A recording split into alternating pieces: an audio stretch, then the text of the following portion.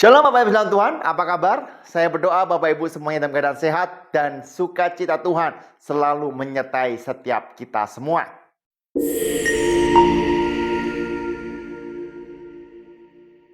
Baik Bapak Ibu, kita akan melanjutkan pembelajaran kita masih dengan tema God is atau siapakah Tuhan itu. Saya percaya bahwa pengenalan yang benar akan membawa kepada keyakinan yang benar, dan keyakinan yang benar akan membawa kepada kehidupan yang benar. Karena itu kehidupan kita dapat terjadi atau mencerminkan dari siapa atau apa yang kita percayai.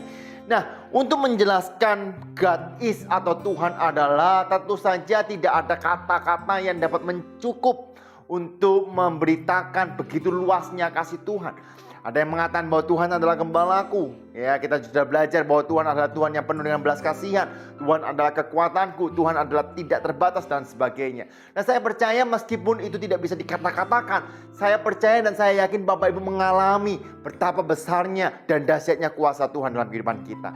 Nah, hari ini tema saya adalah God is helper, atau Tuhan adalah Tuhan yang menolong, atau Tuhan adalah penolong. Sebelum kita masuk, mari sama-sama kita berdoa bersama. Tuhan, kami ucap syukur atas segala kebaikan-Mu.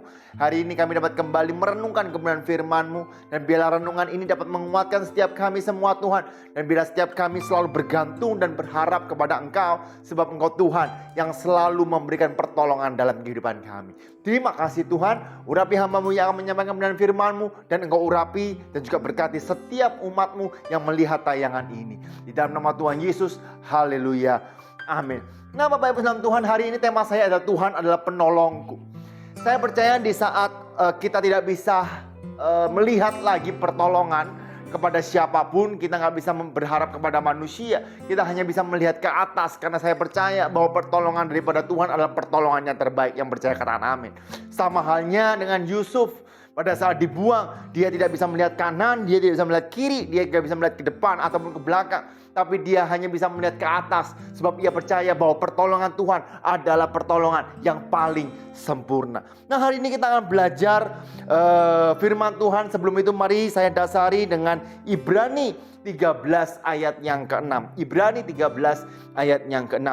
Sebab itu dengan yakin kita dapat berkata, Tuhan adalah penolongku, aku tidak akan takut. Apakah yang dapat dilakukan manusia terhadap aku? Pertanyaan saya sebagai dasar dari apa yang kita renungkan hari ini adalah, apakah Bapak Ibu dengan yakin dapat berkata bahwa Tuhan adalah penolongku? Ya, saya tanya Bapak Ibu, yakin gak bahwa pertolongan Tuhan itu sempurna? Yakin gak bahwa dia selalu menolong kita? Yakin gak bahwa pertolongan Tuhan adalah pertolongan yang ajaib, yang bahkan tidak pernah kita pikirkan atau tidak pernah timbul dalam hati? Tuhan akan menolong kita. Dialah yang menggandeng tangan kita, sehingga kalau kita jatuh, kita gak sampai dengan tergeletak. Nah Bapak Ibu dalam Tuhan, saya percaya kalau Bapak Ibu dengan yakin dan percaya dan berkata Tuhan adalah penolongku, saya percaya bahwa pertolongan Tuhan tepat pada waktunya. Nah, hari ini di renungan yang singkat saya akan bawakan dengan ekspositori Yohanes 5, yaitu tentang kolam Bethesda. Saya yakin Bapak Ibu sudah pernah mendengarkan cerita ini, tapi biarlah kita dapat fokus kebaikan dan respon daripada Tuhan terhadap setiap umatnya. Yohanes 5 ayat 1 dan selanjutnya saya bacakan buat Bapak Ibu semuanya. Sesudah itu ada hari raya orang Yahudi dan Yesus berangkat ke Yerusalem. Di Yerusalem dekat pintu gerbang domba. Dikatakan pintu gerbang domba artinya di sana banyak sekali dengan domba. Sebenarnya tidak domba saja, tetapi persembahan-persembahan dari ternak. Jadi kalau dalam perjanjian lama Bapak Ibu, kalau kita mau dibenarkan, kita mau ada pengampunan dosa, kita harus mengorbankan ternak kita yang tak bercacat dan tak bercela. Nah, di sana Bapak Ibu adalah pintu gerbang domba. Nah, ada sebuah kolam yang dalam bahasa Ibrani disebut Bethesda. Ada 5 serambinya, dan di serambi-serambi itu, dari kelima serambi itu berbaring sejumlah besar orang sakit, orang-orang buta, orang-orang timpang, dan orang-orang lumpuh yang menantikan goncangan air kolam itu. Sebab sewaktu-waktu turun malaikat Tuhan ke kolam itu dan menggoncangkan air itu, barang siapa yang terdahulu masuk ke dalam ke dalamnya sesudah goncangan air itu menjadi sembuh apapun juga penyakitnya. Nah, Bapak Ibu coba memikirkan konsep tentang Bethesda. Kolam ini dekat dengan gerbang domba. Artinya Bapak Ibu banyak orang, bukan hanya puluhan, bukan hanya ratusan, tapi ribuan bahkan jutaan orang yang ingin menebus dosanya. Dia harus membawa ternaknya untuk masuk ke dekat bait Allah itu, dia menyembelihnya. Nah, di saat domba itu dikorbankan, disembelih atau dipotong, tentu darahnya akan berkecucuran. Di saat darah itu mengalir, dan darah itu mengalir dari atas ke bawah dan akhirnya masuk dengan kolam. Pertama Bapak Ibu, bahwa kolam itu tidak higienis. Ya, yang kedua Bapak Ibu, bahwa di serambi-serambi sana sejumlah besar orang sakit. Ya, ada orang buta, ada orang timpang, ada orang lumpuh yang menantikan goncangan air. Tidak hanya itu, saya yakin masih banyak penyakit. Ya, dan artinya apa Bapak Ibu? Banyak virus di sana. Ya, sudah bau, tidak higienis, banyak virus. Bahkan saya baca di sebuah komentari Bapak Ibu dikatakan bahwa sebenarnya ya yang memberikan malaikat Tuhan menggoncangkan yang namanya kolam itu adalah orang Romawi, alias ada kepercayaan lain di sana. Nah, kita bisa melihat di sini ya bahwa kolam Bethesda itu kolam yang sangat hina, ya kolam yang tidak indah sama sekali, bau dan sebagainya. Tapi kita lihat bagaimana Tuhan memakai apapun untuk kemuliaannya. Yang pertama yang dapat kita pelajari adalah Tuhan itu adalah Tuhan yang tahu dan Dia Tuhan yang melihat. Dia yang menolong kita, Dia tahu dan Dia melihat. Perhatikan, Yohanes 5 ayat 5 berkata, di situ ada seorang yang sudah 38 tahun lamanya sakit. Bapak Ibu coba merenungkan, kenapa orang ini? Bukankah banyak orang sakit, tapi kenapa orang ini? Saya percaya karena Tuhan melihat dan Tuhan tahu. Dan orang ini tidak disebutkan namanya, artinya apa? Ini orang biasa. Nah, saya percaya Bapak Ibu, apalagi kita orang yang percaya kepadanya.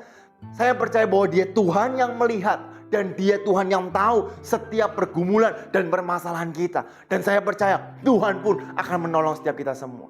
Nah, kalau kita pelajari dan membaca seterusnya Bapak Ibu, bahwa orang yang 38 tahun ini sakit sebenarnya orang yang belum tahu Tuhan, belum percaya Tuhan. Tapi Dia Tuhan yang tahu dan Dia Tuhan yang melihat. Ayat 6 mengatakan ketika Yesus melihat orang itu berbaring di situ dan karena Ia tahu bahwa ia telah lama dalam keadaan itu, berkatalah Ia kepadanya. Pertanyaan Tuhan adalah, maukah engkau sembuh? Pertanyaan ini sederhana Bapak Ibu, seharusnya kita meresponi dengan benar. Ya Tuhan, aku mau. Ya, Dia tahu ya, bahkan sebelum kita berucap Dia udah tahu. Ya, sebelum kita berpikir Dia Tuhan yang tahu. Ya, karena itu minggu kedua kita belajar tentang kekekalan Tuhan. Waktu Tuhan, Dia melihat setiap kehidupan kita seperti gambar Bapak Ibu. Ya, kita melihat waktu hari ini, kemarin, hari ini dan besok. Tapi Tuhan melihat sebuah gambar. Perhatikan ya, Mazmur 139 ayat 1-4. Ini buat memperkuat firman Tuhan pada hari ini. Untuk memimpin biduan Mazmur Daud, Tuhan, Engkau menyelidiki dan mengenal aku. Dia tidak hanya mengenal, tapi Dia menyelidiki. Engkau mengetahui kalau aku duduk atau berdiri. Engkau mengerti pikiranku dari jauh. Engkau memeriksa aku kalau aku berjalan dan berbaring. Segala jalanku Kau maklumi. Sebab, perhatikan, sebelum lidahku mengeluarkan perkataan, sesungguhnya semua telah Engkau ketahui. Dia Tuhan yang tahu. Dia maha tahu Bapak Ibu kasih dalam Tuhan. Karena itu saya percaya, kalau orang yang sakit 38 tahun belum mengenal Tuhan, Tuhan pun menolong. Saya percaya setiap kita, anak-anaknya yang menaruh harapan kepada Dia, pasti Tuhan memperhatikan setiap kita semua. Yang percaya katakan amin. Karena itu Bapak Ibu dalam Tuhan, tidak ada yang tersembunyi bagi Tuhan. Kalau kita memiliki masalah, jangan engkau malu untuk mengutarakan apa yang engkau alami kepada Tuhan.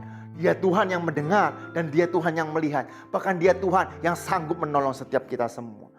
Nah, yang kedua Bapak Ibu, bahwa pertolongan Tuhan itu tanpa syarat. Sama-sama katakan dengan saya, tanpa syarat. Sekali lagi 38 tahun tidak ada yang tahu, tetapi justru Tuhan mendatanginya dan berkata, maukah engkau sembuh? Pertanyaannya adalah, apa jawaban orang sakit itu? Ayat 7 dan ayat 8 berkata, jawab orang sakit itu kepada Tuhan, tidak ada orang yang menurunkan aku ke dalam kolam itu apabila airnya mulai goncang. Dan sementara aku menuju ke kolam itu, orang lain sudah turun mendahului aku. pertanyaan daripada Tuhan, maukah engkau sembuh? Ya, bukan alasan demi alasan. Dari sini kita bisa melihat bahwa orang ini tidak hanya sakit secara jasmaninya saja, tetapi rohaninya juga sudah sakit. Tetapi apa yang Tuhan katakan? Tuhan tidak berkata dan tidak memarahi orang itu. Ya, tetapi dia berkata, bangunlah, angkatlah tilammu dan berjalanlah. Bapak Ibu, berkat Tuhan ya tergantung kepada respon kita. Di saat ada sesuatu, engkau mungkin ragu-ragu. Tapi kalau responmu benar sesuai dengan firman Tuhan, saya percaya Bapak Ibu, pertolongan Tuhan tepat pada waktunya.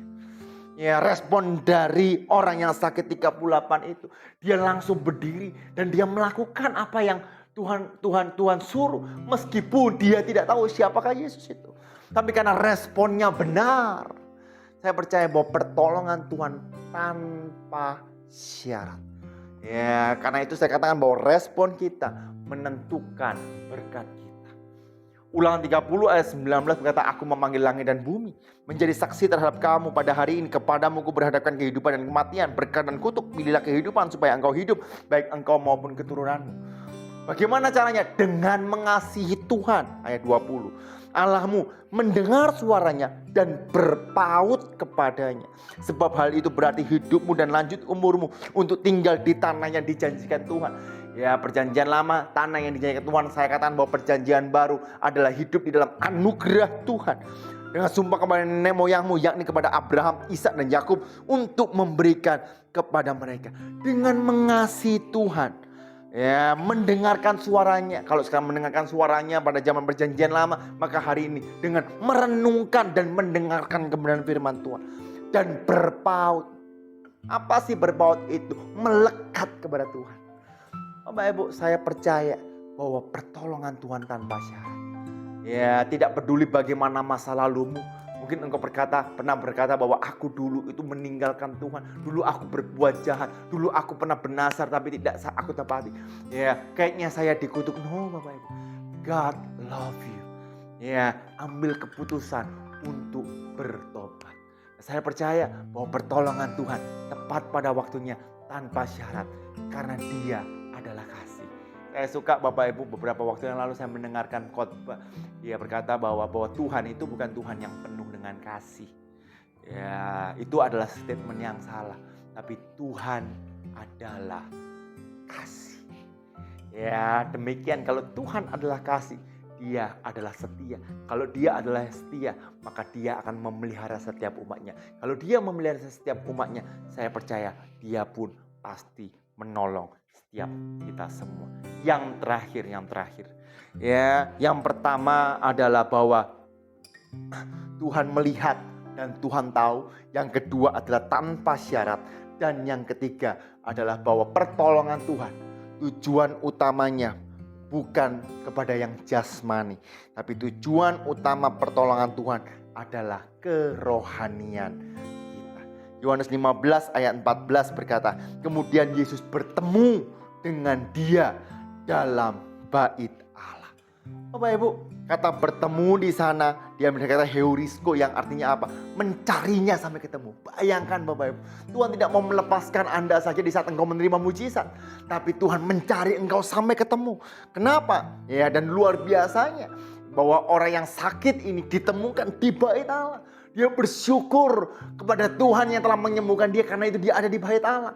Ya, di banyaknya orang Bapak Ibu dalam Tuhan, justru Tuhan berusaha mencari orang ini sampai ketemu dan berkata kepadanya, engkau telah sembuh, jangan berbuat dosa lagi supaya padamu jangan terjadi yang lebih buruk.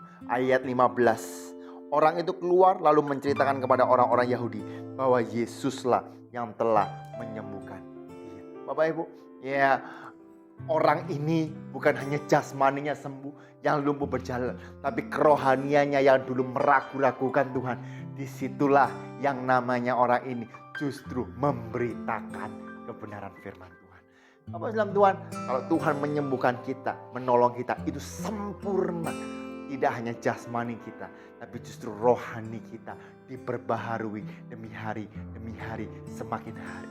Dalam Tuhan, saya berdoa, ya, apapun yang engkau hadapi, percayalah, satu, Dia Tuhan yang melihat Dan Dia Tuhan yang tahu setiap seruan kita. Bahkan sebelum kita menyerukan, Dia Tuhan yang tahu. Kedua, bahwa pertolongan Tuhan tanpa syarat. Dan yang ketiga, pertolongan Tuhan itu sempurna.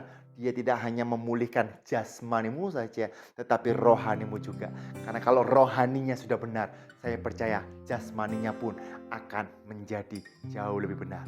Karena itu, ya saya kembalikan kepada yang pertama. Pengenalan yang benar akan membawa kepada keyakinan yang benar. Dan keyakinan yang benar akan membawa kepada kehidupan yang benar. Tuhan, aku berdoa untuk setiap mereka yang hari ini sedang mengalami pergumulan. Baik itu sakit, baik itu masalah ekonomi ataupun masalah keluarga.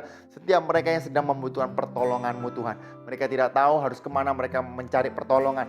Tapi kami mengucap syukur sebab pertolongan-Mu tepat pada waktunya. Pertolongan-Mu tanpa syarat. Tidak hanya itu Tuhan, tapi Engkau mencari kami. Engkau menemukan kami sampai ketemu. Sebab Engkau mau memulihkan kehidupan kami. Tuhan, aku berdoa untuk setiap mereka yang sakit Engkau sembuhkan.